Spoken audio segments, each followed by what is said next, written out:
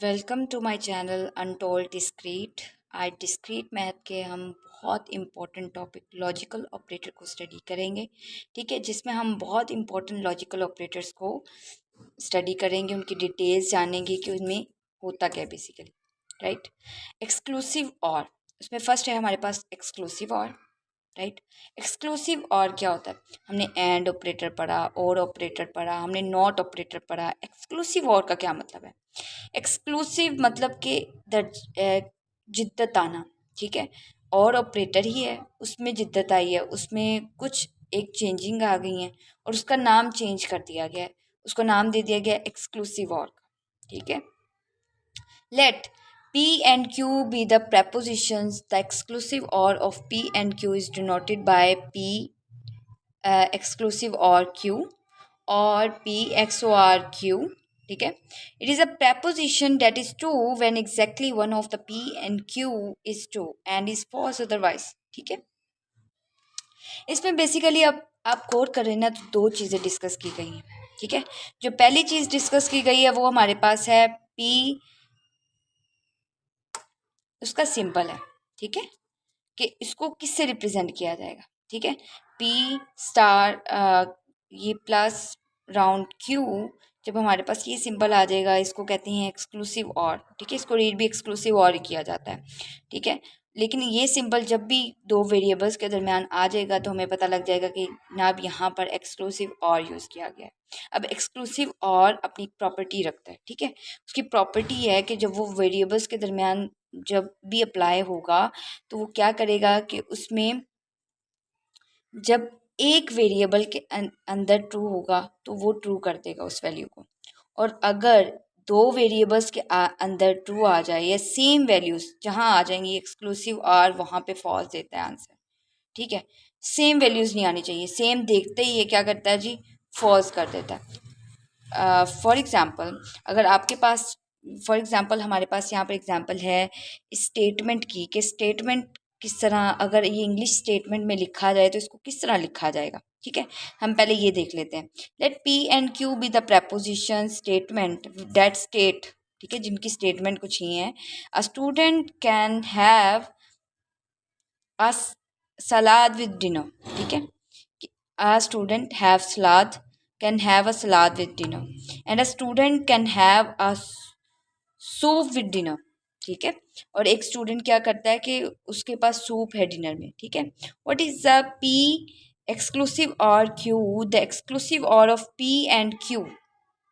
ठीक है, अब हम यहाँ पे इंग्लिश स्टेटमेंट में पी एक्सक्लूसिव और क्यू को कैसे लिखेंगे। ठीक है, उन्होंने खुद ही बता दिया, हमारे पास दो आपके पास हैं पी एंड क्यू वेरिएबल्स हम आपको दे रहे हैं, उनकी दो स्टेटमेंट्स हैं। ठीक है, आपने ये लेट करने हैं। अब मैंने लेट कर लिया, मेरी मर्जी है अब यहाँ पर कि मैं जो सा वेरिएबल जिस स्टेटमेंट को देना चाहूँ, मैं चाहूँ तो इस वेरिएबल इस स्टेटमेंट को पी कह दूँ, इसको क्यू कह दूँ। ठीक है, लेकिन जो कि हम लोग इसके वेरिएबल्स की तरतीब भी पढ़ते आए हैं तो हम लोग इसको नाम दे देते हैं पी एंड क्यू का। ठीक है, जो फर्स्ट स्टेटमेंट है उसको पी का नेम दे देते हैं, सेकंड स्टेटमेंट हमारे पास है उसको क्या दे देते हैं, क्यू का नेम दे देते हैं। राइट, दो स्टेटमेंट्स थी, उनको हमने नेम दे दिया। अब उनको इंग्लिश फॉर्म में लिखना है मैंने। ठीक है, exclusive or P exclusive or Q. Exclusive or का क्या मतलब होता है कि दो, यानी कि दो जो है ना हमारे पास वेरिएबल्स, उनमें सेम नहीं आना चाहिए। ठीक है, सेम नहीं आना चाहिए, उनकी ट्रुथ वैल्यूज कभी सेम नहीं आनी चाहिए। ठीक है, ये कहता है ये अ स्टूडेंट। अब इसका कोई स्टेटमेंट कुछ ये बनेगी, अ student can have a shop और अ सलाद बट नॉट बोथ। इसका क्या मतलब हुआ कि स्टूडेंट है, उसके पास सूप भी है, उसके पास सलाद भी है। ठीक है, डिनर में, बट उसके पास दोनों नहीं है, एक टाइम पे वो दोनों नहीं खा रहा है, उसमें से एक चीज़ ले रहा है, या तो सलाद ले रहा है या सूप ले रहा है। ठीक है, दोनों नहीं ले रहा है, इसका भी मतलब सेम ही आ गया ना, कि यही तो कह रही थी स्टेटमेंट कि दोनों सेम ही आने चाहिए, एग्जैक्टली वन, यानी कि सिर्फ एक वेरिएबल के अंदर ट्रू हो, दूसरे में ट्रू ना हो। ठीक है, यही बात कह रही थी, और ये भी यही कह रहा है कि उसके पास सूप और सलाद हैं डिनर में, बट वो दोनों को नहीं ले सकता एक टाइम पे। ठीक है जी, ये होगी हमारे पास इंग्लिश स्टेटमेंट ऑफ एक्सक्लूसिव और। आगे हम इसका ट्रुथ टेबल देख लेते हैं। ट्रुथ टेबल क्या कहते हैं? ट्रुथ टेबल हमने पढ़ा कि अगर दो वेरिएबल्स हैं हमारे पास, उनकी ट्रुथ वैल्यूज़ जब भी लिखी जाएंगी तो वो एक रूल है हमारे पास 2 की पावर n वाला, जो हमें बताएगा कि हमारी ट्रुथ वैल्यूज़ कितनी होंगी। ठीक है, ये डिपेंड करता है। अब n यहाँ पर क्या है, n number of variables. Number of variables कितने हैं प्रपोजिशनल वेरिएबल्स? 2, राइट। तो यहाँ पे मैं लिखती हूँ 2 की power 2 which is equal to 4। ठीक है, अब 4 का मैं हाफ करती हूँ विच इज़ इक्वल टू क्या होगा? 2। 4 का हाफ यही होगा ना, 4 में से 2 निकालो 2 ही रह जाएगा, या 4 को दो में तकसीम किया जा सकता है। ठीक है, तो पहले हम क्या करेंगे, 2 को रख लेंगे, फिर 2 फॉल्स को रख लेंगे। अब 2 का हाफ करो, 2 का हाफ क्या होगा? 1। तो पहले 1 true 1 fall, 1 true 1 fall. Variables में वैल्यूज़ हम इस तरह असाइन करते हैं। ठीक है, ट्रुथ वैल्यूज़ जो होती हैं। ठीक है, उसके बाद हम देख लेते हैं ट्रू ट्रू। जब दो वेरिएबल्स में सेम आ गई बात, यानी कि सेम आ गए वेरिएबल्स, तो ट्रूथ वैल्यूज़ आ गई, तो हम क्या करते हैं, उसको क्या कहते हैं? एक्सक्लूसिव आर कहता है कि वो क्या होंगी? फॉल्स होंगी। तो हम यहाँ पे क्या लिख दिया? False, right. और अगर एक ट्रू है दूसरी फॉल है तो फिर क्या हो गई? ट्रू। इसी तरह ये पहली फॉल है दूसरी ट्रू है, तो इसलिए ये क्या हो गई? ट्रू। और ये दोनों ही फॉल्स हैं तो ये क्या होगी? ट्रू।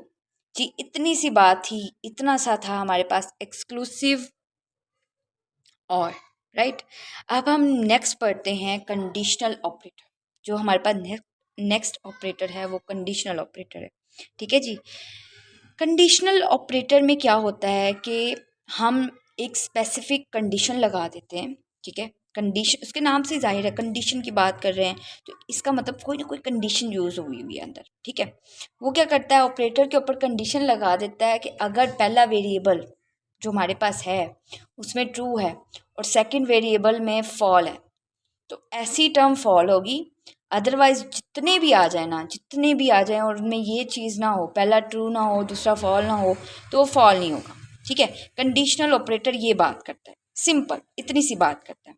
अब हम इसको रीड कर लेते हैं। Let P and Q be the two proposition है, हमारे पास दो प्रपोजिशन पी एंड क्यू है। ठीक है, the conditional statement p implies q. ठीक है, इसको ये जो एरो है इसको हम क्या पढ़ते हैं जी? इम्प्लाइज पढ़ते हैं, right. P implies Q is a preposition, और इसको जब इंग्लिश में लिखा जाएगा तो इसको कुछ यूँ लिखा जाएगा, इफ़ P then Q। अगर P होता then Q, फिर ये Q होगा। ठीक है जी, इसको मैं एग्जाम्पल में आपको कोलैबोरेट कर दूंगी कि ये किस तरह लिखा जाता है। ठीक है, आगे पढ़ते हैं। The conditional statement P implies Q is false when P is true and Q is false and true otherwise। The conditional statement, अब यहाँ पे बहुत इंपॉर्टेंट बात है। The conditional statement P implies Q में जो पहली टर्म होगी, जो पहला वेरिएबल हमारे पास होगा, देखें यहाँ पे P implies Q लिखा हुआ है, इज एम राइट। जो पहला वेरिएबल है ना हमारे पास P है, उसको जो भी आ जाए, अगर मैं यहाँ पर लिख दूँ Q implies P, ठीक है, राइट, मैंने लिख दिया कि Q implies P है मेरे पास। ठीक है, तो यहाँ पर ये जो वेरिएबल अब होगा ना, ये हाइपोथेसिस कहलाएगा, समझे? मतलब कि जहाँ से एरो स्टार्ट होगा ना, वो जो वेरिएबल होगा वो हाइपोथेसिस कहलाएगा। ठीक है, यहाँ पे चूंकि लिखा हुआ है P implies Q, तो हमारे पास P क्या है जी? हाइपोथेसिस है। और अगर यहाँ पे Q लिखा होता तो हमारे पास Q हाइपोथेसिस होता। ठीक है, और कंडीशनल स्टेटमेंट में आप P implies Q जो ये हमारे पास लिखा हुआ है, जो सेकंड टर्म है जहाँ पे एरो जाके रुकता है, उसको हम कह देते हैं ये हमारे पास कंक्लूजन है, राइट। अब यहाँ पर हमने तीन चीज़ें डिस्कस की हैं जनाब। पहली कि इसको किससे रिप्रेजेंट किया जाएगा, P implies Q से।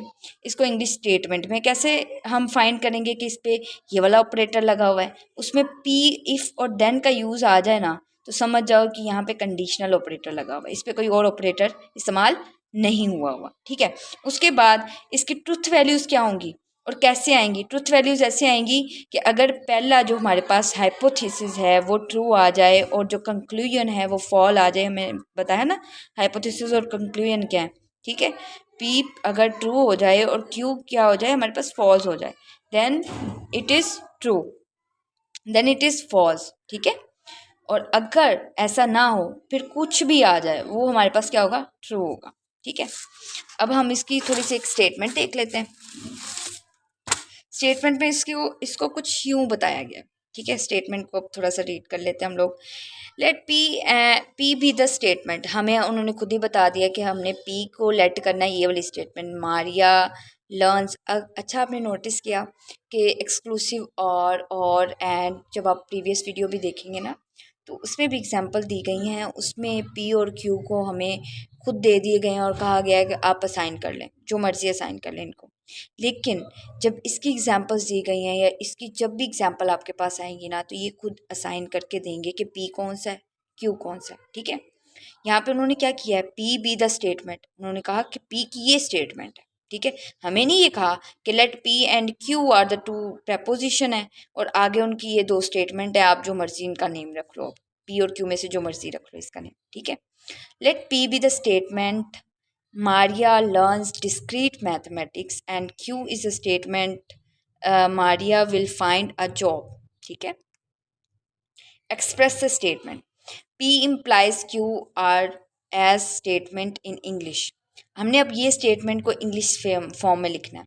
मैंने बताया, मैंने कोशगुजार किया अभी यहाँ पे, ये देखें, ये जो पॉइंट मैंने अभी क्लियर किया था कि इसको हमेशा इफ़ और देन में यूज़ किया जाता है। इफ़ पी देन क्यू, इसको मैं इधर लिख देती हूँ आसानी के लिए।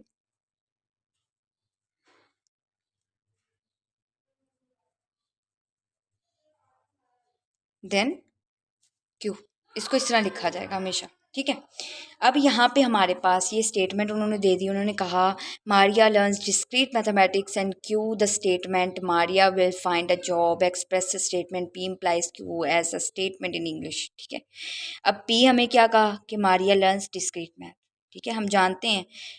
और क्यू उन्होंने कहा कि Maria will find a job.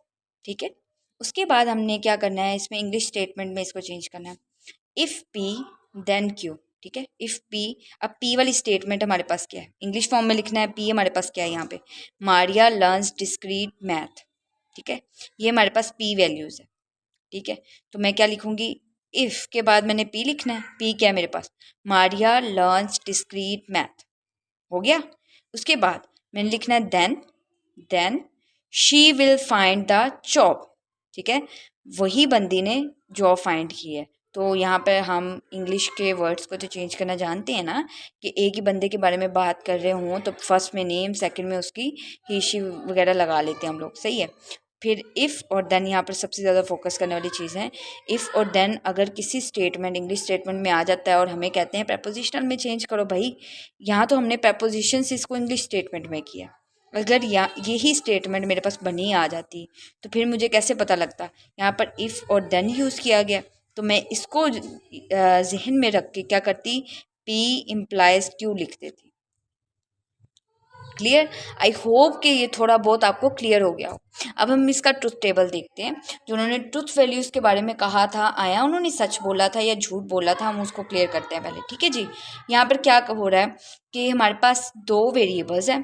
ठीक है, उनकी ट्रुथ वैल्यूज़ कैसे लिखी गई हैं, उसी फंडे के ज़रिए 2 की पावर n वाला हमारे पास फॉर्मूला एक ही मौजूद है, उसमें ही हमने पावर्स वेरिएबल्स की फॉर्म लिखनी होती है 2 की power 2 which is equal to 4। इसी से हमें पता चलता है कि इसकी ट्रुथ वैल्यूज़ कितनी आएंगी। ठीक है, ट्रुथ वैल्यूज़ को जानने के लिए हम लोग ये वाला फॉर्मूला यूज़ कर रहे हैं। ठीक है, यहाँ पे अब यहाँ पे ये तो आपने एफएससी में भी पढ़ा होगा, ये क्लियर हुआ होगा कि ट्रुथ वैल्यूज़ को कैसे रखा जाता है। ठीक है, उसके बाद इसका रूल क्या था, इसका रूल था कि अगर पहला ट्रू हो, पहला जो हमारे पास हाइपोथेसिस है, इसको हाइपोथेसिस कहेंगे, हाइपोथेसिस है वो ट्रू है और जो हमारे पास कंक्लूजन है वो फॉल्स है, तो आंसर क्या आएगा, फॉल्स आएगा। उसके बाद कंडीशनल सेंटेंस में कुछ भी आ जाए, ठीक है, अगर ये वाली बात है तो वो फॉल है, अगर ये नहीं है तो ये क्या है, ट्रू है।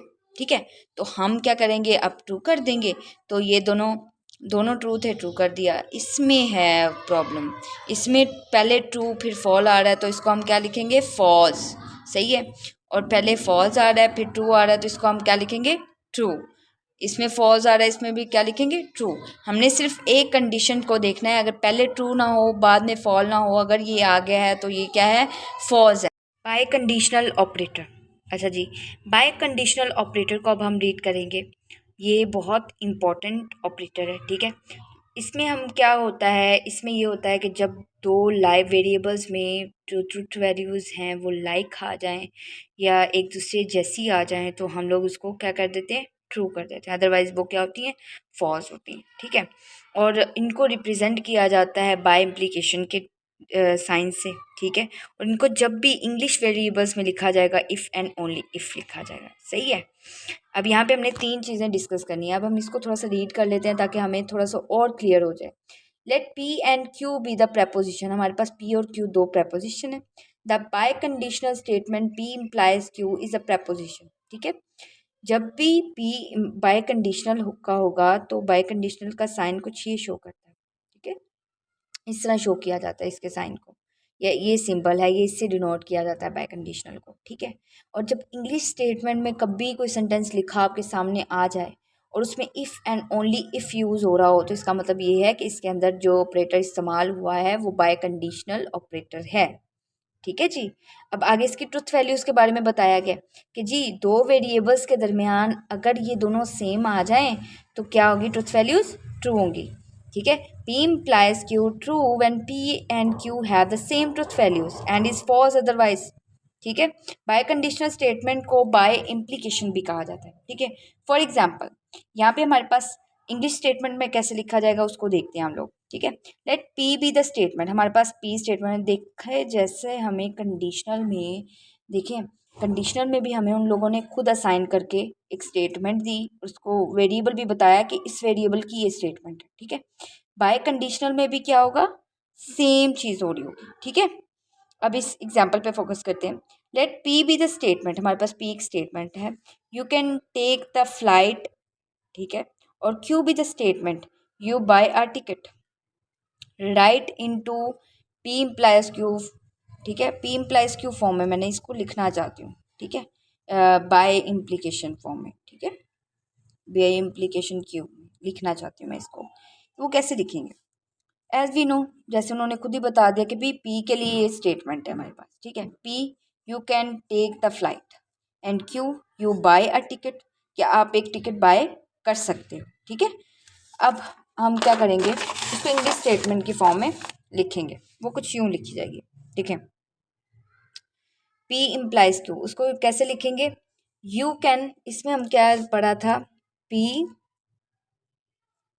If and only if. ठीक है, क्यू,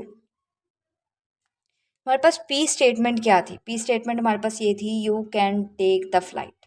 ठीक है, तो मैंने पी की जगह पे अब क्या लिख दी, you can take the flight. ठीक है ना, उसकी स्टेटमेंट लिख दी।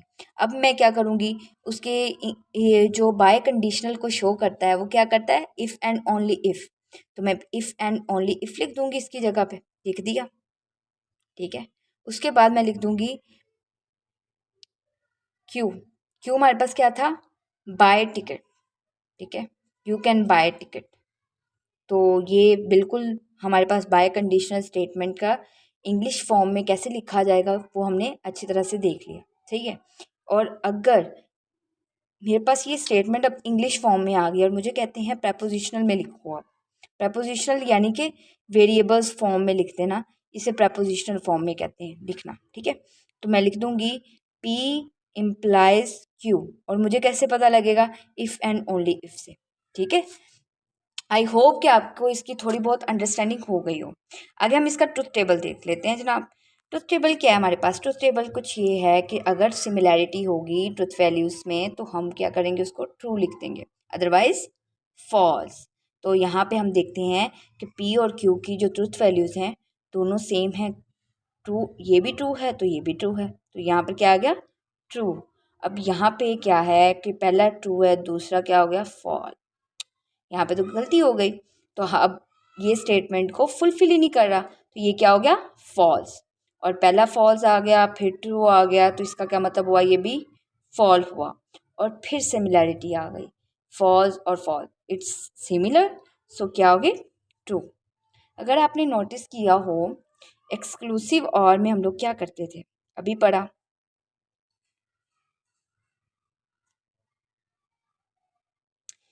एक्सक्लूसिव और में हम उस चीज़ को ट्रू करते थे जो कि यानी कि उनमें सिर्फ एक अगर ट्रू हो, दो ट्रू नहीं होने चाहिए या दो फॉल्स नहीं होने चाहिए, सिमिलैरिटी नहीं होनी चाहिए, ठीक है। और जो बाय कंडीशनल है उसमें हम लोग क्या कर रहे हैं, जिसमें सिमिलैरिटी होगी, नॉट सिमिलैरिटी,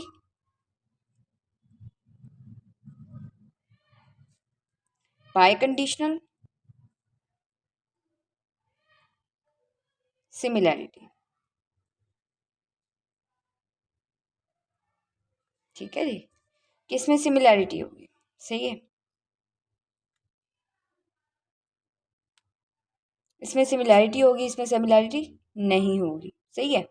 अब ट्रुथ वैल्यू से, अब इससे हमें क्या अखज़ हुआ, इससे ये अखज़ हुआ कि ये दोनों एक दूसरे के ऑपोजिट है, ठीक है। अगर आप एक याद कर लेते हैं एक्सक्लूसिव और फॉर एग्जांपल याद कर लेते हैं तो बाय कंडीशनल याद करने की ज़रूरत नहीं पड़ती, बस आप इसका सिंबल याद कर लें और ये याद रख लें कि ये इसका ऑपोजिट है, तो आप इजीली इसका ट्रुथ टेबल ड्रॉ कर सकते हैं, ठीक है।